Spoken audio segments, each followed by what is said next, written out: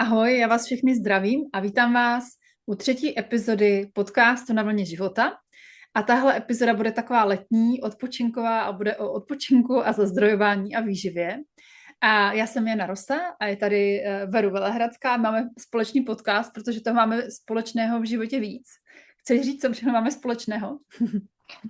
Tak já vás všechny moc zdravím. Máme toho společného opravdu hodně a takový nosný naše témata jsou určitě rituály, to, že jsme obě průvodkyněma, to, že obě moc rádi tvoříme své vlastní projekty a provázíme ženy. A to mi přijde to hlavní. Taky Mhm. osobní rozvoj určitě. No a možná se můžeme hned, prostě ať vás nezdržujeme v létě, přepnout do toho našeho společného dnešního tématu. A my, když jsme se bavili, o čem bude třetí epizoda našeho podcastu, tak protože jsme se obě dvě zrovna vrátili z dovolené a říkali jsme si, jak jako je obrovský důležitý opravdu dovolit se vypnout. Já jsem to na té dovolené v Chorvatsku, kdy jsme byli s partnerem a jeho dětmi a babičkou dětí, si vlastně jako fakt asi po dlouhé době dovolila na týden, na 7 dní úplně vypnout práci, i myšlenky na práci, na všechnu tvorbu a být plně přítomná teď a tady, tam a jako opravdu si jenom užít prostě léto, moře, hry, rodinu, čtení a prostě fakt tu přítomnost. A cítila jsem, jak obrovsky mě to jako vlastně regeneruje, jak ten nervový systém totálně jako se resetoval a jak jsem přijela úplně jako vyživená, odpočatá a uvědomila jsem si právě u toho, jak je to důležitý a jak málo se to v životě dopřáváme. Takže proto jsme si říkali, že s tímhle tématem přijdem a přijde mi to, že vlastně by se mohlo říct, že je to jako banální téma, no tak si jako je jasný, že si jako potřebujeme odpočívat, ale proč je to tak těžký pro nás? No, to je hodně dobrá otázka. Je to pro nás hodně těžký, protože to moc neznáme. A spousta z nás má takový to téma, když si na chvilku sednu, tak už je něco špatně. Možná tam zazní i hlas maminky nebo babičky, Leno, ustávej, koukej něco dělat, nebo proč tak dlouho spíš. A tady to programování máme v sobě velmi silně zakořeněný, protože když si to ještě vezmeme, tak ještě naše babičky, prababičky, možná i maminky, vůbec takovýhle luxus, aby si na chvilku někam mohli sednout nebo třeba odjet na dovolenou, kde by opravdu odpočívali, úplně neměli. A co mi tam teďka přišlo, když jsem mluvila, takový jako hodně zajímavý, takový paradox, že já každý léto cítím, jak jsem jako strašně unavená, jak se mi vlastně hrozně nechce pracovat. Protože to léto k tomu svádí, že ještě jak je teplo, tak si říkám, že to vlastně dává smysl, že ty jižní kultury to mají tak nastavený s tou siestou a s tím odpočinkem úplně jinak než my. A zároveň vlastně to léto pro naše předky dříve bylo ten vrchol té dřiny, že? Ten vrchol té práce, kdy sklízeli, kdy měli plný ruce práce na poli, kdy museli si zajistit celou vlastně obživu na celý rok. Tak je to hodně zajímavé, že my často chceme odpočívat a máme ty hlavní dovolené a děti mají prázdniny v létě, když naši předkové to měli úplně opačně. Že? To je pravda, no. A já to jako taky vlastně je to něco, co si myslím, že máme taky společného vlastně, že jo, kromě toho, co děláme, že pro nás dvě, i když jako víme, jaká priorita je ten odpočinek a jak důležité je vyživit se, tak stejně jako, a ono je to i tím, že člověk miluje tu svoji práci, to tvoření, že jo, a vlastně jako má chuť to dělat a někdy je to taková taky pastička, že jo, pokud děláte něco, co prostě milujete, tak často jako přitom zapomínáte na ten odpočinek, že jo, to možná znáte. A to, co jsem chtěla říct, že jako vlastně my dvě máme to taky společný, že jo? Že ten odpočinek je pro nás jako téma vlastně celoživotní. A já zase jako pocházím vlastně z Kopanic Bylých Karpat, kde prostě ten život byl jako fakt těžký, byla to dřina a prostě pokud člověk chtěl přežít, jo, tak fakt musel makat, jako aby to tam všecko jako zvládl. Takže já to na sobě velmi vnímám, že je tam ten program přítomný a který vnímám jako u klientek, u mnoha žen, že pokud nebudu prostě pracovat, tak nepřežiju. A že opravdu já jako nemůžu si dovolit často, jako je tam ten pocit, nemůžu si dovolit vypnout a můžu si to dovolit ve chvíli, až přijde ta nemoc třeba, jo? Že vlastně potom jako to určitě mnohé znáte, se přepínáme, už jako cítíme, že bychom si potřebovali odpočinout, ale pořád prostě ještě máme pocit, to ještě dáme A pak přijde ta nemoc, která nám dá tu povolenku konečně si jako lehnout prostě. Tak konečně mám tu teplotu, konečně si můžu dovolit si na chvilku odpočinout. A bylo by jako super, kdyby se nám to podařilo dřív, že jo, než přijde ta nemoc, než přijde ta teplota nebo cokoliv, co nám dovolí odpočívat. Ale je to jako proces celoživotní pro mnohé. Hmm. Rozhodně jo. A mě tam k tomu jde, že když už si to někdy dovolíme si konečně odpočnout, tak mnoho žen zase sdílí mě a já to znám i na sobě. Takový ten pocit, kdy najednou přijde úplný prázdno, kdy nevíme, co bychom vlastně chtěli dělat, čím bychom ten čas vyplnili. A taky pocity viny, že teda konečně ten čas máme, nejsme schopní ho nějak jako adekvátně využít pro to vlastní zazdrojování a vyživení se, anebo že jsme si ho vůbec jako utrhli. Jo, takže pocity viny tam jsou taky takový hodně důležitý téma zatím. To jo. A já to taky znám, že si třeba říkám, tak měla bych si aspoň něco studovat, něco si číst jako z oboru, abych ten čas náležitě využila. Ale to vlastně zase taky není ono, že jo? Protože my často to máme zase rozdíl od těch jako maminek, babiček, které pracovaly často, nebo spíš ty babičky třeba, že ta práce jich byla fyzicky náročná. Ta naše často už není fyzicky náročná, ale zase máme jako tu hlavu strašně přehlcenou tím, co všechno se na nás valí z médií, ze sítí, určitě i z práce. Já se bavím s maminkama taky, kolik prostě mají různých chatů, třídních, školních, telefonů, jo, že prostě pořád na ně něco vyskakuje, pořád chce něco tu pozornost. A, a, a vlastně ve chvíli, kdy chceme vypnout, tak je fajn jako vypnout taky třeba jinak, než že budeme zase studovat, že budeme zase se zahlcovat tu hlavu. A v tomhle si můžeme zase vzít příklad z těch našich babiček, které často, zejména už když byly staré třeba, že jo, tak seděli před domem na lavičce a jenom tak koukali. Jenom tak koukali do blba. Ale to je právě to, co ten systém jako náš strašně moc potřebuje, že jo, k tomu vypnutí. Klid úplný, třeba fakt jako ticho, bez těch podnětů a jako dovolit si aspoň na chvilku tohle. A to mně přijde taky skvělý a snažím se si to dopřávat třeba během dne, opravdu jenom na minutku, třeba na 2, na 3, na 5 ideálně, když se to povede, si jenom někam třeba fakt jako sednout do přírody, nebo prostě k oknu, pokud nemůžete jako vyjít ven, a jenom tak třeba koukat prostě a být v tichu. A jenom tak být. A už tohle může být jako obrovský zazdrojování. A přijde mi to hrozně důležité to právě dělat jako tu prevenci a ne jako řešení už nějakých následků. Protože když my si dopřejeme tohle každý den párkrát, dvakrát, třikrát, tady těch 5 minutek, 3 minutky, tak to dělá obrovitánský posun a je to vlastně daleko lepší, když je to 15 minut ve výsledku, než když potom máme tu hodinu, 2 pro sebe, ale přesně se tam ještě jako přepneme, nebo to uděláme až ve chvíli jednou za týden, kdy teda už není jako zbytí a už to nedávám, tak si teda dám pro sebe tu hoďku a dopřeju si tu masáž nebo si jdu někam zacvičit. Tak to vlastně vůbec nemusí udělat takový efekt, jako když dokážu si to vnést do té každodennosti.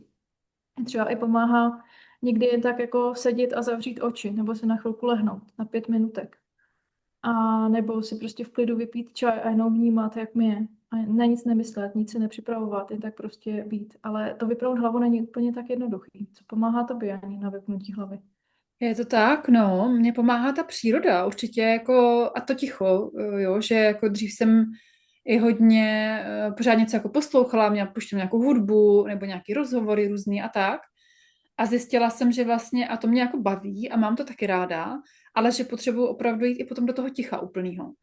A, a pomáhá mě ta příroda. Prostě to jako asi nejvíc. Jít třeba někam na procházku a jako kdyby to mělo být jenom na 5 minut, jo? Jako trošku jít do toho pohybu, změnit polohu těla. No, asi tohle. Jo, pro mě je to taky top. Jít někam úplně sama. Jsem zjistila, že mě velmi ruší, i když třeba dříve jsem měla psa, když jsem šla se psem. Jo, tak to mě rušilo, že tam byla další ta bytost, který musím věnovat nějakou pozornost a hlídat, kde ten pes je. Takže jsem zjistila, že opravdu potřebuju tam být sama, potřebuji být v úplném tichu a že mi hodně pomáhá pohyb. Protože když změníme tu polohu, že zvedneme se z té židle nebo z té činnosti, kterou děláme, tak prostě to vnímáme zase najednou úplně jinak. A spoustu času, to si možná i jako zavnímejte, kolik času my vlastně během toho dne prosedíme. V nějaký, nebo jsme, i když pracujeme třeba nějak manuálně, tak jsme v nějaký konkrétní poloze. A to tělo je tam jako zafixovaný. A to nám nedělá úplně dobře, takže mě hodně právě pomáhá jít do toho pohybu, ať už tím, že jdu na procházku, nebo si třeba jenom projdu tady prostě kolem místnosti, a nebo jdu třeba do tance, to mi taky hodně pomáhá. Si dopřát 1, 2 písničky, jenom si chvilku zatančit a pak pokračovat v té činnosti, kterou dělám. A tam u toho, když právě zapojím ten pohyb, tak mám pocit, že dokážu vypnout i tu hlavu, že se dokážu vypnout z toho neustálého přemýšlení, co bylo, co bude, co bych ještě měla. Ale potřebuji u toho právě ten pohyb. Jo, to mám taky. Teď mě ještě napadlo kakao, protože já to mám s kakem tak, že třeba kafe piju tehdy, když pracuju často, jo, že prostě uvařím si kafe a jdu pracovat. Ale kakao nikdy nepiju u práce a mám to tak, že si ho dám prostě jako s tím, že opravdu se na chvilku jako jenom tak sednu třeba, nebo si vezmu knížku, ale je to jako ten čas pro mě úplně s tím kakaem. Takže je to takový potom, že když máme jakoby tu kotvu, nějaký ten spouštěč, že už to máme prostě ten jako naučený reflex, že když si dám kakao, tak můžu vypnout. Takže tohle mi taky přijde skvělý, mít něco takového pro sebe, ať už je to ten bylinkový čaj, nebo čaj z růží, nebo cokoliv, nebo kakao, co nám takhle může pomoct. Mně tam teďka ještě přicházelo, že mě vlastně hodně pomáhá i aromaterapie, protože přesně i ty vůně, to funguje hodně podobně, jako jste teďka řekla s tím kakem, že když máme nějakou vůni spojenou s nějakým emočním prožitkem, tak nám vlastně to pomáhá se daleko rychleji do toho dostat. Takže používám vůně na sklidnění, používám vůně na stimulaci, používám vůně na uvolnění a může to být taky docela fajn cesta si takhle občas nějakou tu vůni dopřát ve formě difuzéru nebo jakoukoliv jinou. Tak to je taky ještě takový jako dobrý tip, jak odpočívat. A dá se to zapojit i právě krásně do té každodennosti, že si můžu to dát do vany, že jo, tam si nádherně zrelaxovat, a nebo prostě u toho cokoliv dělat, ale mít tam tu vůni přítomnou. Tak to tam šlo ještě mě. A pak by tam jde ještě jedno téma, že my jsme tady na to už trošičku narazili, že někdy si už ten čas pro sebe uděláme a najednou honem nevíme, co by. Jo? A vznikne tam takový jako stres, musím těch svých 15 minut nebo tu svoji hodinku využít naplno a najednou nevím co. Předtím jsem věděla, předtím jsem měla takhle dlouhý jako list v sobě, co bych mohla dělat, kdybych ten čas měla, ale neměla jsem ho a teď ho mám a najednou nic, prázdno. Tak co s tím? Mě hodně pomáhá mít seznamy. Mám 3. Jeden je na 15 minut, druhý na půl hoďky a další prostě na další časový období, kde mám vypsaný, co všechno mě baví, co mě zazdrojovává, co mě vyživuje a co bych si tady v těch časových úsecích mohla dopřát. Protože jestli ten seznam potom vezmu do ruky, tak hnedka mi tam tak jako něco přijde, že to je to ono pro teď. Ale kdybych to měla vymýšlet z hlavy a měla bych si to nechávat přicházet, tak ten stres to mnohdy nedovolí, jo? Že opravdu takový jako super sabotérek, že nás tak jako vypne, je tam najednou toto černoprázdno a najednou to nejde, najednou nevím, tak jdu radši teda pracovat, že? Když nevím, abych ten čas nějak využila. Tak to můžete zkusit. To je super tip. To taky vyzkouším. Seznam ještě nemám. Já mám ráda kalendáře, kde si prostě píšu všechny úkoly a někdy zase to, co dělám já, je, že si ten odpočinek i to, co budu dělat, jako naplánuju předem vlastně do toho diáře. Ať už je to nějaké cvičení čikungu, který miluju třeba, nebo že půjdu na procházku, nebo že cokoliv. Budu si číst třeba tuhle knížku nebo něco, což může jako vypadat divně, ale když už to mám v tom diáři, tak se snažím to jako dodržet a nezaplácnout to tou prací, která prostě, a ne vždycky, jo, někdy ta práce prostě holt jako dostane přednost, to bych kecala, kdybych to nepřiznala, ale jako mít i v tom kalendáři ty kotvy a plánovat si ten odpočinek i do toho kalendáře mě třeba pomáhá.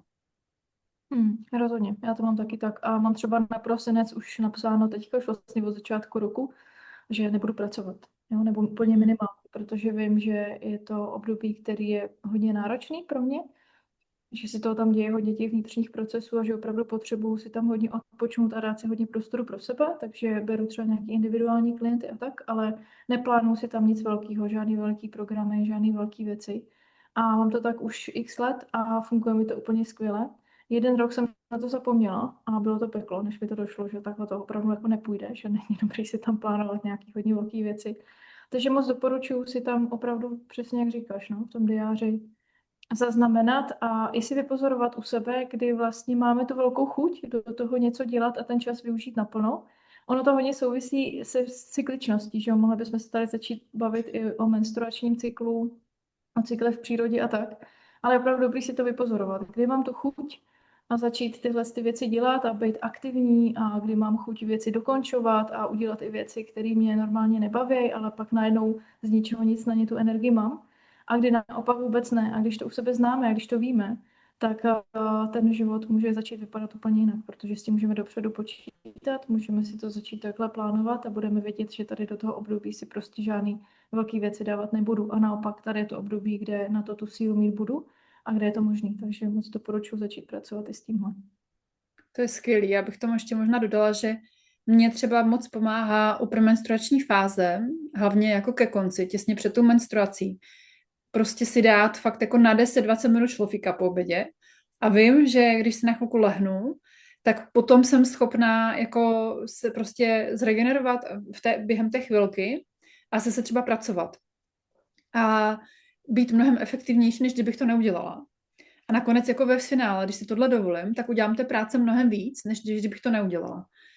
A takže jako někdy mi přijde skvělý, že když si tohle právě vypozorujeme, tak potom můžeme obejít tu naši hlavu, která by třeba mohla mít jako výčitky, co se tady leháš, ostatní jsou v práci, co si to jako tady dovoluješ.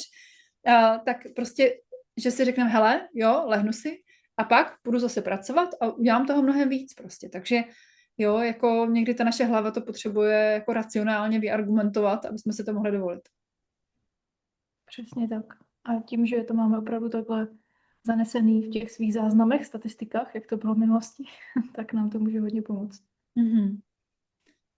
No a my, protože vás chceme podpořit právě a i sebe v tom odpočinku, zazdrojovávání se a v té výživě, tak jsme pro vás připravili takový odpočinkový víkend na vlně léta.